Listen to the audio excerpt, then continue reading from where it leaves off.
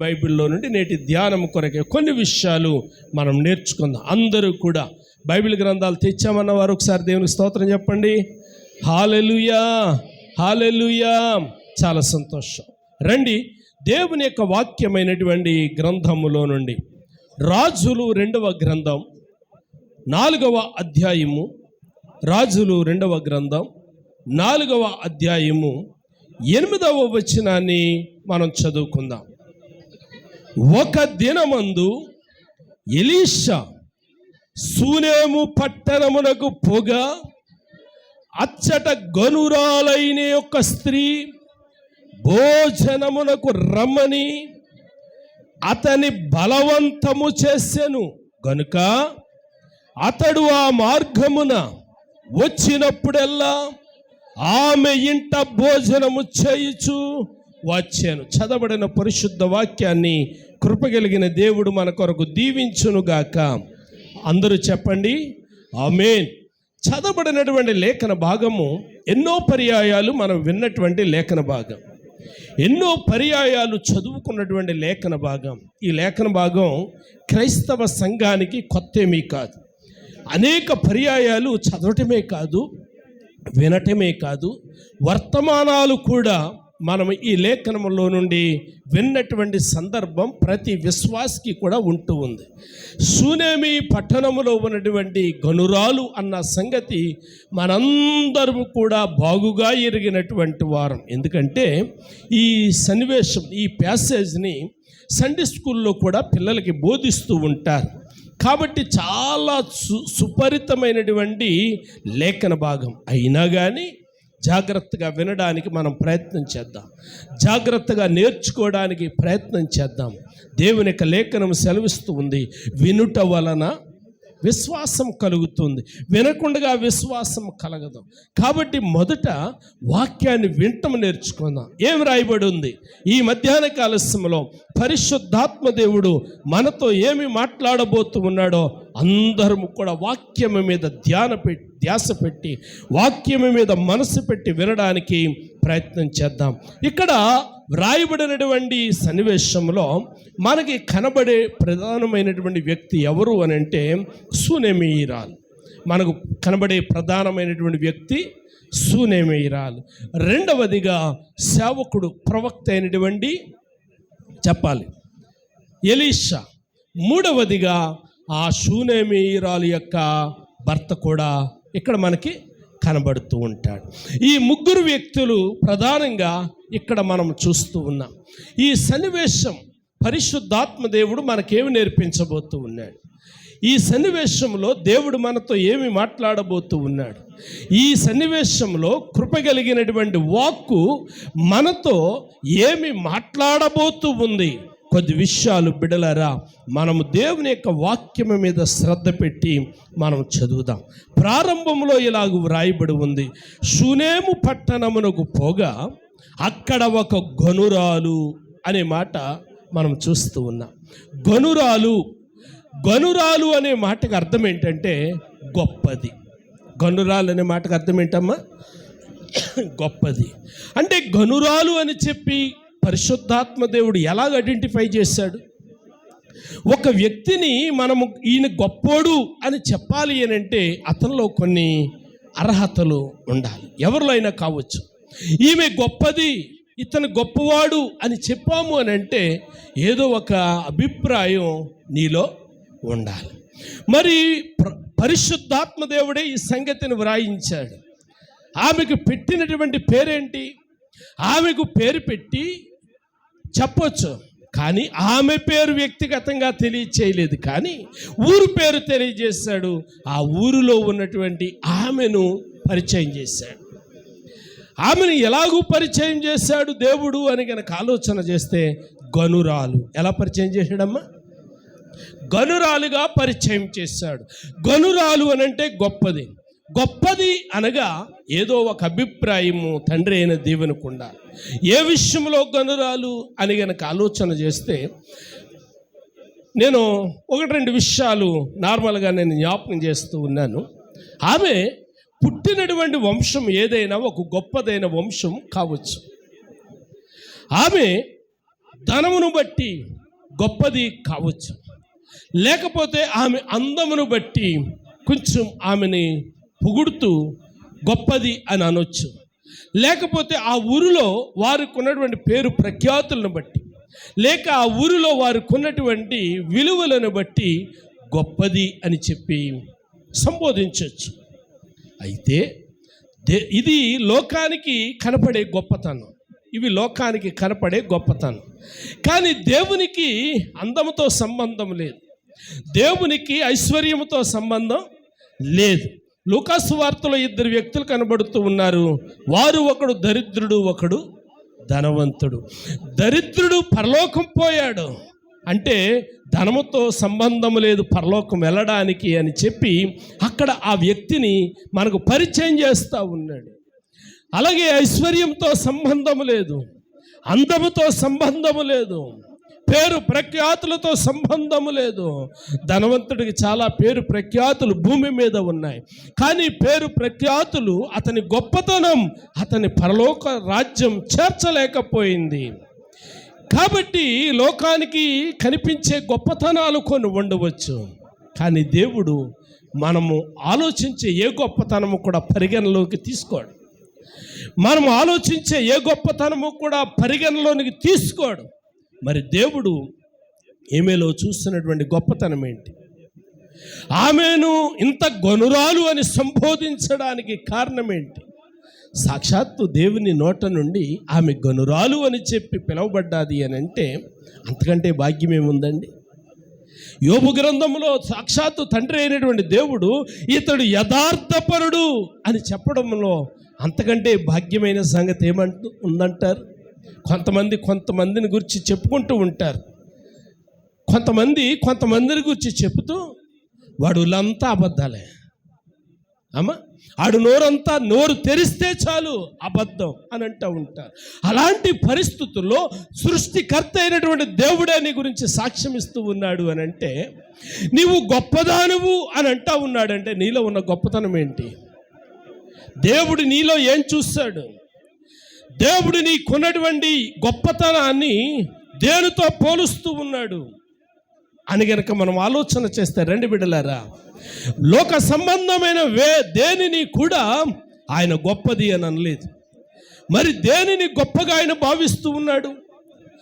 ఆమెకు గనురాలు అనే ఒక నామధేయం ఇయ్యటములో కలిగినటువంటి ప్రాముఖ్యత ఏమిటి అని గనక మనం ఆలోచన చేసినట్లయితే, ఆమెకున్నటువంటి గొప్పతనం ఎక్కడి నుంచి వచ్చిందో, ఆమె గనురాలు అని పిలువబడ్డానికి గల కారణం ఏమిటో అని మనం ఆలోచన చేస్తే, వాక్యము దగ్గరికి వస్తే 8, 9, 10 వచనాలు, ప్రారంభంలో 3 వచనాలు మనం చదివితే చాలా విషయాలు మనకు అర్థమైపోతూ ఉన్నాయి. కాబట్టి ఈ లేఖనాలను మనం వరుసగా చదువుకుంటూ వెళ్తే 8 నుండి 10 వచనాలు కనుక చదివితే ఆమె దగ్గర తండ్రి అయినటువంటి దేవుడు ఏం చూశాడంటే ఆత్మ సంబంధమైన వివేకం. దేవునికి స్తోత్రం కలిగిన గాక. ఏం చూశాడండి? ఆత్మ సంబంధమైనటువంటి వివేచన ఆయన చూశాడు. 9వ వచనాన్ని చూస్తే వినయ స్వభావము ఆయన జ్ఞాపకం చేస్తూ ఉన్నాడు. 13వ వచనాన్ని చూస్తే శ్రద్ధాభక్తులు కలిగినది అని మనం చూస్తూ ఉన్నాం. 22 నుండి 37 వరకు చదివితే ఆమె నమ్మకములో గొప్పది అనే మాట పరిశుద్ధాత్మ దేవుడు కొన్ని విషయాలు ఈ అధ్యాయములో ఆమెను గురించి మనకి పరిచయం చేస్తూ ఉన్నాడు. అయితే ఆమెను గురించి కొన్ని విషయాలు మనం నేర్చుకోబోతూ ఉన్నాం. మరోసారి 8వ వచనానికి మనం వెళ్ళినట్లయితే ఆమె గొప్పతనమును దేవుడు దేనితో వర్ణిస్తూ ఉన్నాడు అని గనక ఆలోచన చేసినట్లయితే ఆమె చేస్తున్నటువంటి మొదటి పని ఏంటంటే ఆ సేవకుడిని భోజనమునకు రమ్మని బలవంతము చేశాను. ఈ మాట మీరు అండర్లైన్ చేసుకోవాలి, ఈ మాట మీ మనసుల్లో పెట్టుకోవాలి. ఆమె చేసినటువంటి మొదటి పని ఏంటంటే బలవంతము చేశాను. చాలాసార్లు మనుష్యులంగా మనము మన ఇళ్లలో బలవంతం చేస్తూ ఉంటాం. చాలామంది స్త్రీలు అంటారు, సాయంత్రానికి నువ్వు ఫ్రిడ్జ్ అట్టుకొస్తావో సత్తావో నాకు అనవసరం, సాయంత్రానికి ఏసీ పట్టుకొస్తావో సత్తావో నాకు అనవసరం, నువ్వు ఇంటికి రాకపోయినా పర్లేదు, నీకంటే ముందు ఇంటికి ఏసీ వచ్చేయాలి. కొన్నిసార్లు బలవంతం చేస్తూ ఉంటాం. ఈ బలవంతాలు కాదు, దేవుడు ఏం చూశాడు అని గనక ఆలోచన చేస్తే ఆమెలో వివేకము చూశాడు, ఆమెలో వివేచన చూశాడు, ఆమెలో నమ్మకత్వాన్ని చూశాడు, ఆమెలో వినయాన్ని తండ్రి అయినటువంటి దేవుడు చూచాడు. ఆమెను గూర్చి 4వ అధ్యాయము వర్ణిస్తూ ఆమె గొప్పది గనురాలు అని చెప్పి సంబోధించాడు. ఆమెను గురించి కొన్ని వారాలు మనం ధ్యానం చేయబోతూ ఉన్నాం. ఆమెను గురించి కొన్ని వారాలు మనం ధ్యానం చేయబోతూ ఉన్నాం. ఆమె గొప్పతనము దేనిలో ఉంది? ఆమెను గొప్పది అని దేవుడు ఎందుకు అన్నాడు? నేను టూకీగా కొన్ని విషయాలు మీకు జ్ఞాపకం చేసి దేవుని చిత్తమైతే రానున్నటువంటి వారాలలో ఆ విషయాలు నేను మీకు అందించబోతూ ఉన్నాను. ఆమె గొప్పది గనురాలు అని దేవుడు అన్నాడు అని అంటే ఆమెలో మెచ్చినటువంటి విషయాలు కొన్ని జ్ఞాపకం చేస్తాను. మొదటిగా ఆమెకు ఇయ్యబడినటువంటి నామధేయములో ఆమె గనురాలు అనడానికి మొదటి కారణం ఏంటంటే ఆమె ఆతిథ్యమిచ్చుటలో గనురాలు. వినండి బిడ్డలారా, ఆమె ఆతిథ్యమిచ్చుటలో గనురాలు. రెండవది ప్రేమ చూపుటలో గనురాలు. మూడవది భక్తి శ్రద్ధలలో గనురాలు. నాలుగవది విశ్వాసములో గనురాలు. ఐదవది యథార్థతలో గనురాలు. ఆరవది విధేయతలో గనురాలు. నేను కొన్ని విషయాలు చెప్పాను కదా, ఇప్పుడు కొన్ని పాయింట్లు నేను జ్ఞాపకం చేశాను. ఇది ఏ పాయింట్ అయినా మనం టచ్ చేస్తూ ఉందా? ఏ పాయింట్ అయినా మనకి సరిపోతూ ఉందా? ఇందులో నేను చెప్పినటువంటి 5-6 మాటలలో ఏ మాటకైనా మనం సరిపోతూ ఉన్నామా? ఒకసారి మనము ఆలోచన చేసుకోవడానికి, ఎవరికి చెప్పవలసినటువంటి అవసరం ఏమీ లేదు, మనలను మనం ఆలోచన చేసుకోవడానికి ఒక అవకాశం. ఆమె గనురాలు అన్నది అని అంటే ఊరికే అనలేదు. ఒక కాలేజీలో, ఒక యూనివర్సిటీలో ఒక ఆమె టాపర్గా నిలిచింది అని అంటే ఊరికే టాపర్గా నిలుస్తుందండి? ఆమె పడినటువంటి కష్టాన్ని వెనక్కి తిరిగి చూస్తే నిద్రలేని రాత్రులు ఎన్ని గడిపిందో, ఆహారము మానేసి ఎన్ని రాత్రులు పుస్తకాలతో పట్టిందో, ఆమె శ్రమను మనం జ్ఞాపకం చేసుకుంటే అంతే కదమ్మా. ఒక స్టూడెంట్ కాలేజీ యూనివర్సిటీ టాపర్గా వచ్చారు అని అంటే ఊరకే మమకారముతో ప్రకటించే ర్యాంకులు కావి, కొనుక్కుంటే ప్రకటించే ర్యాంకులు అంతకంటే కావు. ఒక యూనివర్సిటీని ఒక టాపర్గా నిలబెట్టింది అని అంటే దాని వెనక నీ కష్టాన్ని యూనివర్సిటీ వాళ్ళు చూశారు. నీ కష్టం ఎలా కనపడింది? నువ్వు ఆహారం లేని రాత్రులు ఎలా గడిపావో వాళ్ళకి ఎలా కనబడింది? నిద్ర లేని రాత్రులు గడిపావు అని ఎలా కనబడింది అని కనుక ఆలోచన చేస్తే నీకు ఒక పేపర్ ఇచ్చినప్పుడు నీ పెన్ను దాని మీద పెట్టి నువ్వు రాసినటువంటి సమాధానాలు వారి కంటికి, నువ్వు నిద్ర లేని రాత్రులు గడిపావు, కడుపు నిండా తినేసి పరీక్ష రోజుని ఒక అబ్బాయి అడిగాడంట, ఒరే ఈరోజు పరీక్ష అంట కదా. గమనించండి ప్రియులారా, అటువంటి వారు టాపర్గా నిలుస్తారా? నిలవలేరు. ఒక బిడ్డ ఒక టాపర్గా నిలవాలి అని అంటే, ఒక బిడ్డ ఒక ఉన్నతమైనటువంటి స్థితిలో నిలవాలి అని అంటే దాని వెనుక చాలా ప్రయాసం ఉంటుంది. పోయిన సంవత్సరం అనుకుంటాను మన చింద్రూపు ప్రసన్న గురించి పేపర్లో స్టేట్మెంట్ ఇచ్చారు, కాలేజీ టాపరేనా? వినండి బిడ్డలారా, దాని వెనుక బిడ్డలు పడే ప్రయాస ఎప్పుడైతే ఆ స్టేట్మెంట్ చూసామో మన కష్టం మర్చిపోతాం, మన శ్రమ మర్చిపోతాం, మన బాధ మర్చిపోతాం. ఇక్కడ కృప కలిగిన దేవుడు ఆమెను గనురాలు అన్నాడు అని అంటే ఇన్ని విషయాలు మనం జ్ఞాపకం చేసుకున్నాం. ఏమి జ్ఞాపకం చేశాను?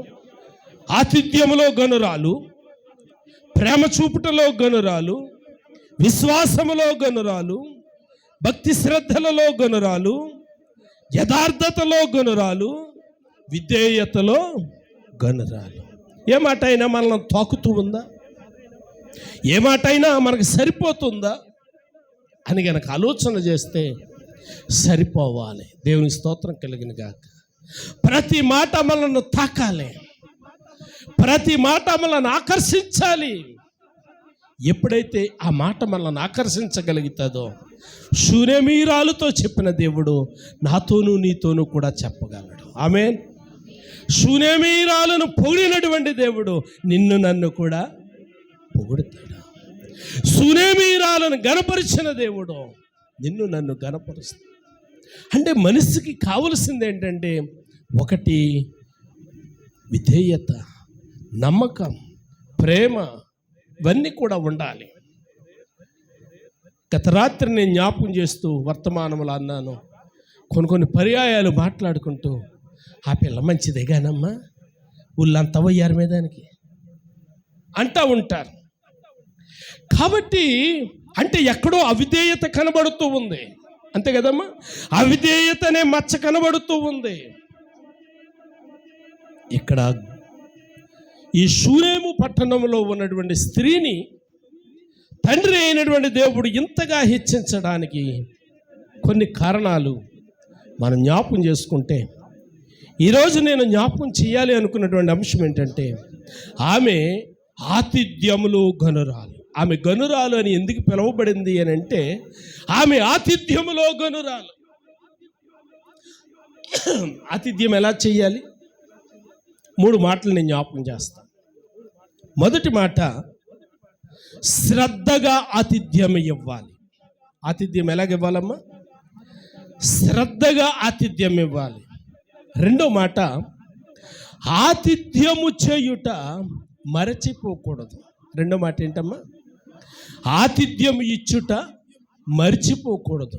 మూడో మాట, సనుగు కొనకుండగా ఆతిథ్యం ఇవ్వాలి. మూడో మాట చెప్పండి, సనుగు కొనకుండగా ఆతిథ్యం ఇవ్వాలి. షూనేమీరాయిల్లో కనబడినటువంటి ఈ 3 సత్యాల్ని ఈరోజు నేను మీ కొరకు జ్ఞాపకం చేస్తాను. దేవుని చిత్తమైతే వచ్చే వారాలలో మరికొన్ని విషయాలు మనం జ్ఞాపకం చేసుకుందాం. ఈ రోజు ఆమె గనురాలు అని పిలువబడడానికి మొదటి కారణం ఏంటంటే ఆమె ఆతిథ్యములో గనురాలు అనే మాట మనం చూస్తూ ఉన్నాం. ఆమె ఆతిథ్యం ఇవ్వటములో గనురాలు అనే మాట మనం చదువుతూ ఉన్నాం. ఆమె ఆతిథ్యం ఎలాగిచ్చింది అని గనక ఆలోచన చేస్తే మొదటి మాట, ఆమె శ్రద్ధగా ఆతిథ్యం ఇచ్చింది. ఎలాగిచ్చిందమ్మా? శ్రద్ధగా ఆతిథ్యం ఇచ్చింది.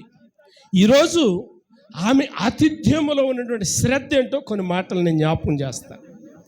ఆమె తీసుకున్నటువంటి శ్రద్ధ ఏంటో మనం జ్ఞాపకం చేస్తాను. ఆమె తీసుకున్నటువంటి ఆ ప్రాముఖ్యత ఏంటో జ్ఞాపకం చేస్తాను. మీరేంటి నేనేంటి ఎవరైనా కానీ మన ఇంటికి ఎవరైనా అతిథులు వస్తున్నారు అని అంటే కొంచెం ప్రత్యేకమైనటువంటి శ్రద్ధ మనము పెడుతూ ఉంటాం. ఇంకొక మాటలో చెప్పాలంటే ఒళ్ళు దగ్గరెట్టుకుని పనిచేస్తాం. ఏ పని అయినా సరే మార్కెట్ నుండి సమకూర్చేటప్పుడు నాన్న అది సరిగా ఉందో లేదో అని జాగ్రత్తగా పరిశీలన చేసి నాన్న పట్టుకొస్తాడు. అమ్మ దగ్గరికి వచ్చేసరికి అమ్మ కూడా గ్యాస్ హైలో పెట్టేసి అవి మాడిపోతున్నా బయట పని చేసుకోదు. ఆ అతిథులు వస్తున్నారు అని అంటే అమ్మ చాలా ఒళ్ళు దగ్గర పెట్టుకుని ఎప్పుడు రేట్ చేయాలి, ఎప్పుడు తగ్గించాలి, ఎప్పుడు ఎలా చేయాలి అనే విషయాలు కూలంకుషంగా అమ్మ గమనించి ఆ పని చేయడానికి ఇష్టపడుతూ ఉంటారు. ఈరోజు నేను జ్ఞాపకం చేస్తున్నటువంటి మాట, ఆమె గనురాలు అని పిలువబడడానికి గల కారణములో మొదటి మాట ఏంటంటే ఆమె ఆతిథ్యములో గనురాలు. ఆమె ఆతిథ్యములో గనురాలు. ఆమె ఆతిథ్యం ఎలాగిచ్చింది అని అంటే శ్రద్ధగా ఆతిథ్యం ఇచ్చింది. ఎలాగిచ్చిందమ్మా? శ్రద్ధగా ఆతిథ్యం ఇచ్చింది. అంటే ఆతిథ్యములో ఉన్నటువంటి దీవెన ఆమె ముందుగా గుర్తించింది. మత్తయి సువార్తలో 10వ అధ్యాయము, మత్తయి సువార్త 10వ అధ్యాయము 41వ వచనాన్ని చదివితే ఇలా వ్రాయబడి ఉంది. ప్రవక్త అని చెప్పి ప్రవక్తను చేర్చుకొనివాడు ప్రవక్త ఫలము పొందును, నీతిమంతుడని నీతిమంతుని చేర్చుకునేవాడు 10:41 నీతిమంతుని ఫలము పొందును. ఇప్పుడు ఈ శూనేమీరాలు గుర్తించింది ఏంటో తెలుసా? ప్రవక్తను చేర్చుకున్నటువంటి వాడు ప్రవక్త ఫలం పొందుతాడు. దేవునికి స్తోత్రం కలిగిన గాక. అంటే మనం ఇచ్చే ఆతిథ్యం యొక్క విలువ ముందు మనం ఎరగాలి. ఆతిథ్యం యొక్క విలువ మనం గుర్తించాలి. మత్తయి సువార్తలో పరిశుద్ధాత్మ దేవుడే జ్ఞాపకం చేస్తూ ఉన్నాడు. ప్రవక్త అని చెప్పి ప్రవక్తను చేర్చుకున్నవాడు దాని యొక్క ఫలము పొందుతాడు. నీతిమంతుని చేర్చుకున్నవాడు దాని యొక్క ఫలమును, ఆశీర్వాదమును పొందుతాడు. ఇప్పుడు మనం ఆలోచన చేసినట్లయితే ఈమె సంగతిని గుర్తించి మీకు మరో సంగతి జ్ఞాపకం చేసి వాక్యంలోనికి వస్తాను నేను. రాజుల మొదటి గ్రంథము 17వ అధ్యాయం, రాజుల మొదటి గ్రంథము 17వ అధ్యాయము 9 నుండి కొన్ని వచనాలు చదివితే ఇలాగ వ్రాయబడ్డాయి. మరలా చదవండి. నిన్ను పోషించుటకు అచ్చటనున్న ఒక విధవరాలికి సెలవిచ్చి. చూడండి, ఇక్కడ ప్రవక్త అయినటువంటి ఏలియా పోషించబడడానికి దేవుడు ఒక విధవరాలితో మాట్లాడితే, ఈ ప్రవక్త ఆ ఇంటికి వెళ్ళినప్పుడు ఆమె చేర్చుకున్నటువంటి తీరు అమోఘం, ఆమె చేర్చుకున్నటువంటి తీరు అద్భుతం. అయ్యా, నాకే దిక్కు లేదు, నేను విధవరాల్ని, నేను నా బిడ్డ బతకడానికి మాకే రోజు గడవడం లేదు, నువ్వు మా దగ్గరికి వస్తే మేమెక్కడ నీకు ఆతిథ్యం ఇవ్వగలము అని అనలేదు. వింటున్నారా బిడ్డలారా? ప్రవక్త అని చెప్పి ప్రవక్తను చేర్చుకున్నటువంటి వారు దాని ఫలము పొందుతారు. దేవునికి స్తోత్రం కలిగిన గాక. కాబట్టి సంఘానికి నేను జ్ఞాపకం చేస్తూ ఉన్నాను, మనం దీవించబడాలి అనంటే, మనం ఆశీర్వదించబడాలి అనంటే, దేవుని యొక్క దృష్టిలో మనము గనులముగా ఎంచబడాలి అనంటే, అది చిన్నదైనా పెద్దదైనా ఎప్పుడైనా అవకాశం వచ్చినప్పుడు మనం ఆతిథ్యం ఇచ్చినప్పుడు ఆ ఆతిథ్యము లోపము లేనిదై ఉండాలి. దేవునికి స్తోత్రం. ఆ ఆతిథ్యం ఎలాగుండాలి అని అంటే, నీ శక్తి వంచన లేకుండా ఉండాలి. ఆ ఆతిథ్యం ఎలాగుండాలి అని అంటే, దేవుడు మెచ్చేదిగా ఉండాలి. శూనేమీరాల్లో దేవుడు అది చూచాడు.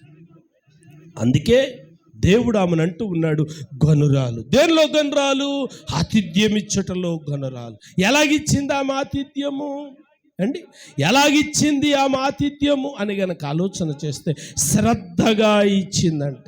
రోమిలు రాసిన పత్రికలో పౌలు మహాశయుడు అంటాడు, 12వ అధ్యాయము 13వ వచనంలో, రోమిలు రాసిన పత్రిక 12వ అధ్యాయము 13వ వచనంలో ఇలా వ్రాయబడ్డది, పరిశుద్ధుల అవసరములలో పాలు పొందుచు చక్కగా ఆతిథ్యం ఇచ్చుచుండి. శ్రద్ధగా ఆతిథ్యం ఇచ్చుచుండి. ఆతిథ్యం ఎలాగివ్వాలమ్మా? శ్రద్ధ కలిగి ఆతిథ్యం ఇవ్వాలి. ఏమనుకుంటారో అని ఆతిథ్యం ఇవ్వకూడదు. అంతరంగంలో ఎప్పుడైతే నింపబడుతుందో అప్పుడు మాత్రమే మనం ఆతిథ్యం ఇచ్చేవారముగా మనం ఉండాలి.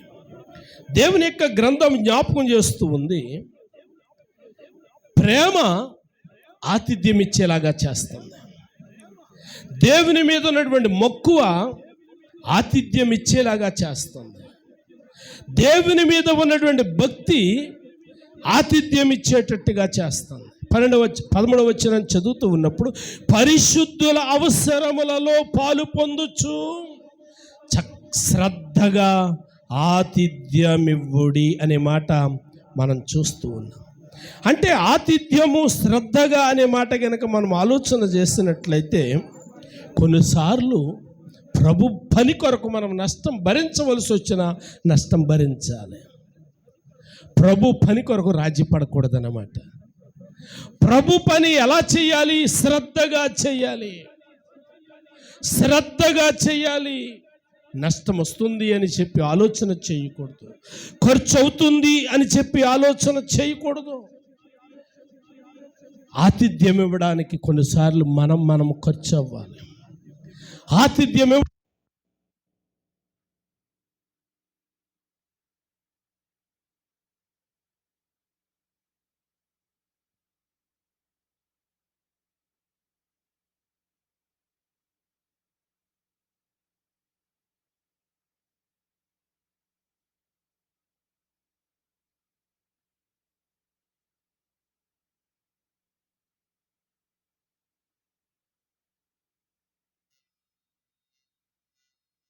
ఆతిథ్యము చేసేది ఎరుగకయే. ఆతిథ్యం ఏమనుకున్నారు? దారిపోయేవాడికి ఇచ్చాను అనుకున్నారు, ఒక పాస్టర్ గారికే కదా ఇచ్చాను అనుకున్నారు, సంఘానికే కదా ఇచ్చాను అనుకున్నారు. వాళ్ళు ఇచ్చినప్పుడు, వాళ్ళు చేసినప్పుడు వాళ్ళు ఊహించలేదు దేవునికి చేశానని. వారు ఊహించలేదు దేవుని కొరకు చేశాను అని చెప్పి. తర్వాత అర్థమైంది విషయం ఏంటంటే, దేవదూతలకు ఆతిథ్యం ఇచ్చారంట.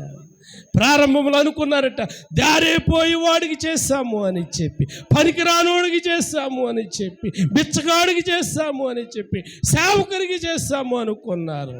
తర్వాత అర్థమైనటువంటి విషయం ఏంటంటే, దూతలకే వాళ్ళు ఆతిథ్యం ఇచ్చారట. దేవునికి స్తోత్ర, హల్లెలూయా. 16 వచనం చూడమ్మా, అదే అధ్యాయంలో 13, 16. ఉపకారమును ధర్మమును చేయ మరిచిపోకుడి. చూడండి చూడండి బిడ్డలారా, ఏం మర్చిపోకూడదమ్మా? ఉపకారము, 2 ధర్మము. మర్చిపోకూడదు. మనం ఎప్పుడు కూడా మన వలనైనంత మట్టికి మనం ఉపకారం చేయాలి, మన వలన అయినంత మట్టికి ధర్మము చేయాలి. దేవుని యొక్క వాక్యం చాలా స్పష్టంగా మనకు జ్ఞాపకం చేస్తుంది. ఆతిథ్యం ఎలాగుండాలో తెలుసా? ఆ ధర్మం ఎలాగుండాలో తెలుసా? ఆ ఉపకారం ఎలాగుండాలో తెలుసా? పేతురు మహాశయుడు తన మొదటి పత్రికలో ఎలా జ్ఞాపకం చేస్తున్నాడు? 4వ అధ్యాయము 9వ వచనంలో, సలుగు కొనకుండా ఎలా చేయాలంటమ్మా? ఆతిథ్యం ఎలాగివ్వాలి? అమ్మా, రేపు పాస్ మీటింగ్లు పెడుతున్నా, మీరు మొదటి రాత్రి 4 భోజనం పెట్టాలి. ఈయనకి పని పాట ఏమీ లేదు, ఈయనకి పని పాట లేదు. మా పరిస్థితి ఆయనకి ఏం తెలుసు? ఏమైపోయింది నీకు? దేవుడు ఏ పూట అయినా నిన్ను పత్తుంచాడా? ఏ పూట అయినా అడుక్కునేటట్టు చేశాడా? ఏ పూట అయినా దిక్కులేని దానిగా మనం చేశాడా? మనకంటే గొప్ప వాళ్ళు ఎవరున్నారు? చెప్పండి బిడ్డలారా. ఒక్కసారి వెనక్కి తిరిగి నీ ఇంట్లో పిల్లారా లెక్కలేసుకోండి. 1వ తారీఖు నుంచి 30వ తారీఖు దాకా నువ్వు ఖర్చు పెట్టిందంతో. నిజానికి నీ సంపాదన అంత ఉండదు, కానీ దేవుడు నిన్ను పోషిస్తూ ఉన్నాడే, దేవుడు నిన్ను పోషిస్తూ ఉన్నాడే. ఆ నెల నీకు వచ్చిన ఆదాయం లేకపోవచ్చు, కానీ దేవుడు నిన్ను పొత్తించలేదే, దేవుడు నిన్ను దిక్కులేని దానిగా చేయలేదే. ఎందుకు కురసైపోతున్నాయి చేతులు? ఎందుకు చాపలేకపోతున్నావు చేతులు? పాస్టర్ గారు తినేస్తారు, ఇంత కావాలా? ఆయన అట్టుకొచ్చి ఎట్లేడేంటి అమ్మా? ఆయన అట్టుకొచ్చి పెట్టలేడేంటి? మంద కాసేవాడు ఏ మందలో పాలు తాగుతాడమ్మా? ఆ మందనే పాలే తాగుతాడు. ఏ మందన కాస్తున్నాడో ఆ మందలో నుండే పోషించబడతాడు. వేరే మందకి వెళ్తాడా? మరి నేను ఎక్కడి నుంచి ఎట్టు రావాలి? ఒక సేవకుడు ఎక్కడి నుంచి ఎట్టు రావాలి అంటే, పలుకాము అంటే అర్థం ఉండాలి కదా. గమనించండి ప్రియ దేవుని బిడ్డలారా, దేవుని యొక్క లేఖనం సెలవిస్తుంది, ఉపకారమును ధర్మమును చేయుట మర్చిపోకూడదు, ఆతిథ్యం ఇచ్చడం మర్చిపోకూడదు. ఇటు తిరిగి మీరు ఎలాగో స్పందించట్లేదు కదా అని చెప్పి పాస్టర్ గారే ఒక అడుగు ముందుకేసి, అమ్మా నువ్వే రేపు రాత్రి 4 భోజనం పెట్టాలండి. పాస్టర్ గారు రేపు కాదులేండి, వచ్చే సంవత్సరం చూద్దామండి. ఈ సంవత్సరం అయిపోయినాయి నీ చేతులు. దేవుడు నిన్ను ఇంతగా బలపరిచాడే. దేవుడు మన పట్ల చూపినటువంటి ప్రేమను మర్చిపోతూ ఉన్నా, దేవుడు మన పట్ల కనికరము చూపిన కనికరాన్ని మనం మర్చిపోతూ ఉన్నాం. ఆమెను గనురాలు అని చెప్పి హెచ్చించడానికి గల కారణం ఏంటంటే, ఆమె ఆతిథ్యం ఇచ్చుటలో చూపినటువంటి శ్రద్ధ. కాబట్టి పేతురు మహాశయుడు అంటున్నాడు, మీ ఆతిథ్యం ఎలాగుండాలి అని అంటే సనుగు కొనకుండగా ఉండాలి. ఇశ్రాయేలీలు అరణ్యంలో రాలిపోవడానికి కారణం ఏంటమ్మా? సనుగుడు. నేను చాలా పర్యాయాలు జ్ఞాపకం చేస్తూ ఉంటాను, కుటుంబంలో ఏముండకూడదు? సనుగుడు ఉండకూడదు. మనకున్న దానితో సరిపెట్టుకోవడానికి ప్రయత్నం చేద్దాం. బర్త్డేకి నాన్న కొత్త బట్టలు కొనలేదని, ఎవడో పెళ్ళికి వెళ్ళడానికి నాన్న ఏదో చేయలేదని సనుగుడు ఉండకూడదు. నాన్న నీకోసమే త్యాగం చేస్తూ ఉన్నాడు, నీకోసమే తన రక్తాన్ని చెమటగా మార్చేస్తూ ఉన్నాడు. నీవు కాకపోతే ఇంకెవరున్నారు నాన్నకి? నీవు కాకపోతే ఇంకెవరున్నారు నాన్నకి?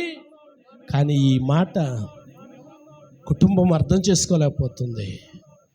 భార్య కూడా కొన్ని పర్యాయాలు అర్థం చేసుకోక భర్తను బాధించే సందర్భాలు.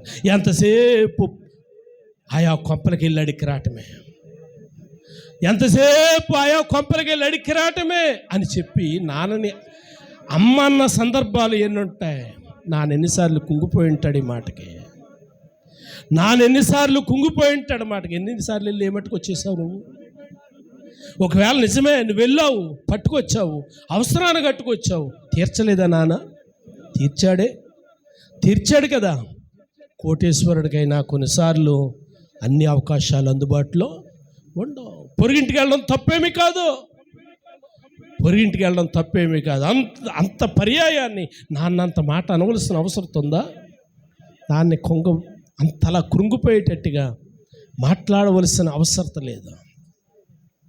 అలాగే బిడ్డలు కూడా నాన్న మీద లేకపోతే అమ్మ మీద అంత అలిగేయవలసినటువంటి అవసరం ఏమీ లేదు. కొన్నిసార్లు వస్తాయి, కొన్నిసార్లు పరిస్థితులు వస్తాయి.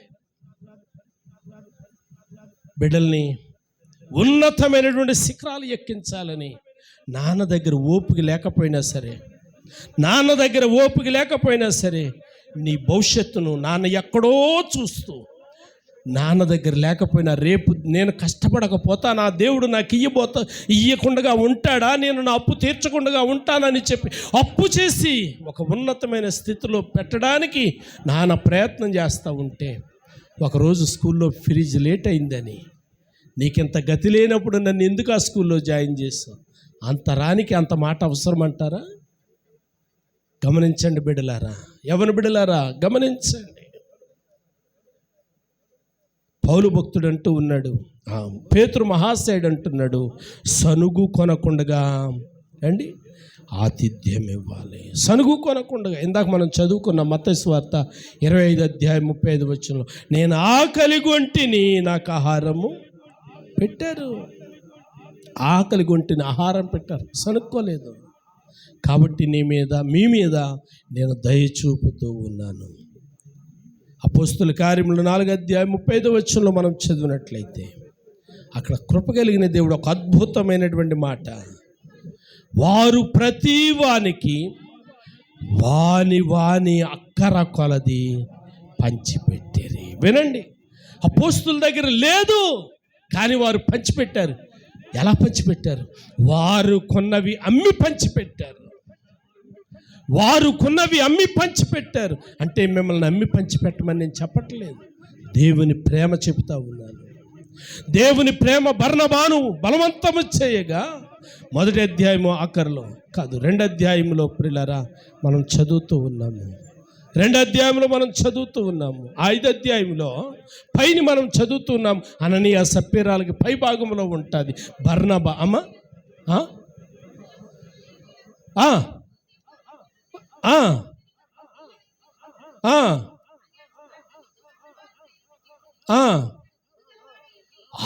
ఎన్నో అధ్యాయం అమ్మా? 37 ఇతడు భూమి గలవాడయ్యుండి దానిని అమ్మి దాని వెల తెచ్చి అపోస్తుల యొక్క పాదముల దగ్గర పెట్టారు. దేవుని స్తోత్రం కలిగిన గాక. సునమీరాలు ఎందుకు గనురాలు అనబడింది అని అంటే ప్రవక్తను ప్రోత్సహించింది, భక్తి శ్రద్ధలతో ఆతిథ్యం ఇచ్చింది, భక్తి శ్రద్ధలతో ఆయనను చేర్చుకుంది. 9వ వచనం చదివితే భర్తతో మాట్లాడి, ప్రియులారా ఆమె ఇంటిలో చేర్చుకుంది. అక్కడ మనం చూస్తూ ఉన్నాం, ఇంటిలో చేర్చుకుంది. ఆ తదుపరి ఆమె సిద్ధపరిచినటువంటి వస్తువులు కనుక మనం ఆలోచన చేస్తే ఆమెకున్నటువంటి శ్రద్ధను మనకు చూపిస్తూ ఉన్నాయి. ఆమెకున్నటువంటి శ్రద్ధను చూపిస్తూ ఉన్నాయి. అందుకే కొరింథీ సంఘములో ఉన్నటువంటి ఒక సంఘాన్ని గురించి పరిశుద్ధాత్మ దేవుడు హెచ్చరిస్తేలాగంటాడు. 1 కొరింథీ పత్రిక 2 కొరింథీ పత్రిక 8వ అధ్యాయము 2వ వచనం. 8వ అధ్యాయం 2వ వచనం.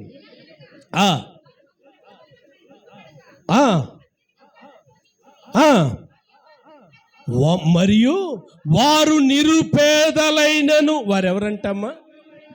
చాలామంది అంటూ ఉంటారు, పాస్టర్ గారండి మాకుంటేనండి ఎంతైనా ఇచ్చేద్దామండి. ఉంటే ఇవ్వటం కాదు, నీకున్న దానిలో నుండి ఇవ్వటం గొప్ప. దేవుని స్తోత్రం. నీకున్న దానిలో నుండి దేవుని మహిమపరచటం గొప్ప. నువ్వెంత ఇచ్చావని కాదు. దేవుని యొక్క గ్రంథంలో మనం చదువుతూ ఉన్నాము, ఎందరో ఎంతెంతో ఇచ్చారు, కానీ ఆమె బేదరాలు ఆమెకున్న దానిలో నుండి ఇచ్చింది కదండి. దేవుడు సంతోషించలేదా? తక్కువేసావని అన్నాడా? లేదు, ఉన్నదానిలో నుండి ఇవ్వడం గొప్ప. దేవునికి మహిమ కలుగునుగాక. మనకి ఎప్పుడో ఏదో వస్తుంది దానిలో నుండి ఇద్దాం కాదు, మనకున్న దానిలో నుండి శక్తి వంచన లేకుండా మన చేతులను దేవుడు బలపరిచినప్పుడే మనకి ఇవ్వాలి. ఒకసారి మనం జ్ఞాపకం చేసుకుందాం, మునుపు మనం దేవుని ప్రేమ మనలో ఎంత, ఇప్పుడు ఎంత.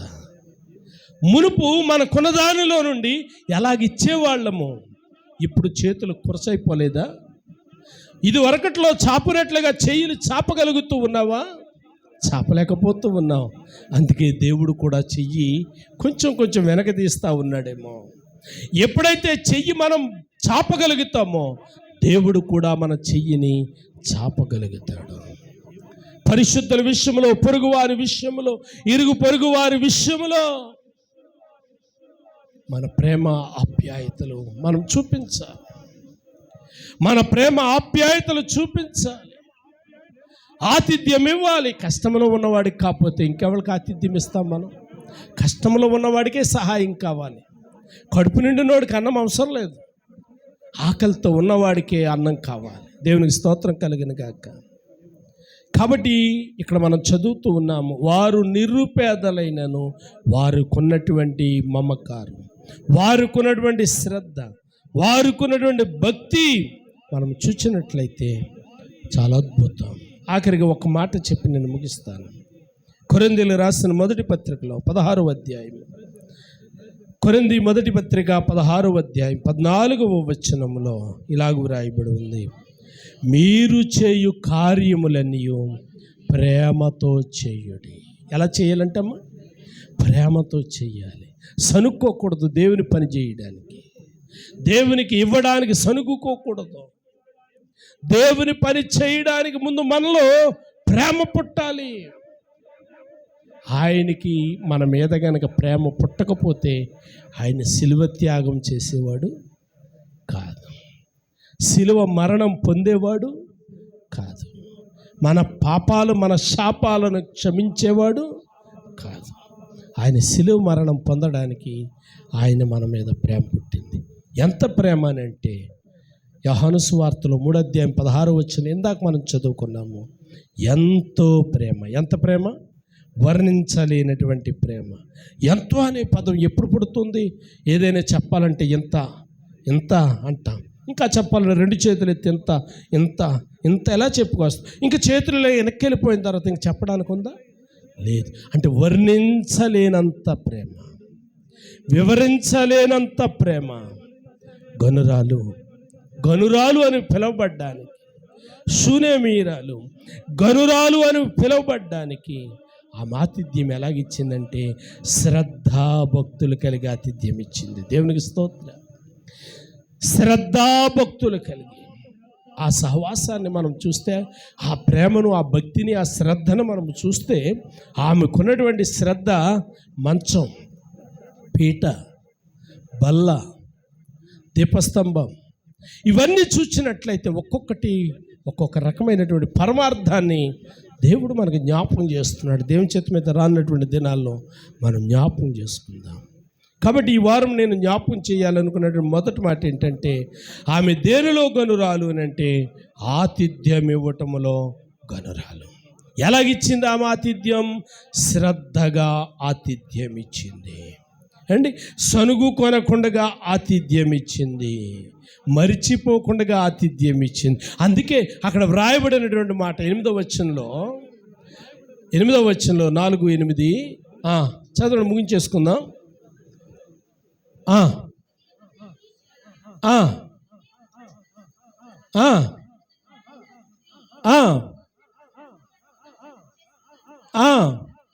చూడండి, అతడు ఆ మార్గమున వచ్చినప్పుడెల్లా, వింటున్నారా? చాలు, నేను చెప్పాలనుకున్నటువంటి మాట, అతడు ఆ మార్గమున వచ్చినప్పుడెల్లా అంటే ఆమె శ్రద్ధ ఆయనను బలవంతం చేస్తూ ఉంది.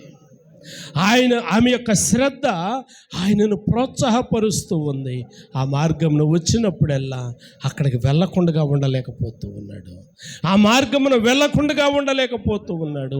ఆమె బలవంతం చేస్తుంది పెనిమిటితో కలిసి, అయ్యా మీరు మా ఇంటికి రావాలి, మా ఇంటిలో ఆతిథ్యము తీసుకోవాలి. ఉందా మనకి శ్రద్ధ? ఉందా మనకి భక్తి? తల ఉంచుదాం, కళ్ళు ముద్దాం. ప్రియులారా, సునేమీరాలని గురించి కొన్ని విషయాలు జ్ఞాపకం చేశాను. ఏ మాట అయినా మనల్ని తాకుతుందా? ఏ మాట అయినా మనతో మాట్లాడుతూ ఉందా? ఏ మాట అయినా ప్రియులారా మనల్ని ప్రోత్సాహపరుస్తూ ఉందా?